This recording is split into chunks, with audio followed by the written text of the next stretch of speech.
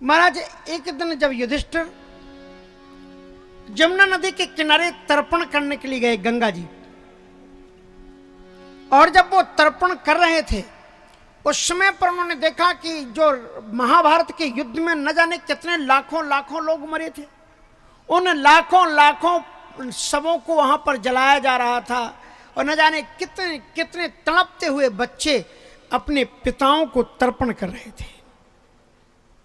उसी समय जब युधिष्ठिर वहां पर पहुंचे तो सब टेढ़ी नजर से देख रहे थे उनको कि देखो इसी की राज्य इच्छा के कारण इतने लोग मारे गए, अपने सिंहासन पर बैठने के लिए इसने इतने लोगों को मरवा दिया। महाराज युधिष्ठिर जी उनके आंखों को नहीं देख पा रहे थे, आकर के श्री कृष्ण जी से कहा। भगवान श्री कृष्ण जी ने बहुत समझाया कि निमित्त मात्रम भव सभ्य साचन, होता तो वही जो मेरी इच्छा होती है, आप तो केवल निमित्त मात्र हो, इसलिए अपने आप को कर्ता मानोगे तो पाप लगेगा, और कर्ता नहीं मानोगे तो तुम्हें कोई भी पाप की प्राप्ति नहीं होगी।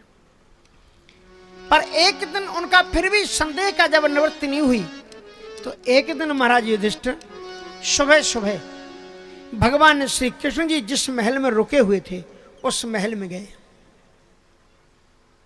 जब वो अंदर घुसे पर्दा हिला करके तो भगवान कृष्ण जी ध्यानावस्थित तद्गतेन मनसा पश्यन्ति यम योगिनो, ध्यान में बैठे हुए थे, किसी का ध्यान कर रहे थे। युधिष्ठिर जी को बड़ा आश्चर्य हुआ कि जिन भगवान श्री कृष्ण का ध्यान बड़े बड़े अमलात्मा योगी संत लोग करते हैं वो भगवान भी ध्यान कर रहे हैं। तो युधिष्ठिर जी ने पूछा कि महाराज आप किसका ध्यान कर रहे हैं? कहा हम भगतन के भक्ति हमारे, हम भी ध्यान करते हैं। किसका? बोले हम भक्तों का ध्यान करते हैं, भक्त हमारा ध्यान करते हैं। यो यथा माम प्रपद्यन्ते तांस तथैव भजाम्य हम। यहाँ की माताएं बहुत अच्छी हैं, आपस में बिल्कुल बातचीत नहीं करती, पूरी कथा ही सुनती हैं, है ना? इतनी अच्छी माताएं हमने कहीं देखी नहीं।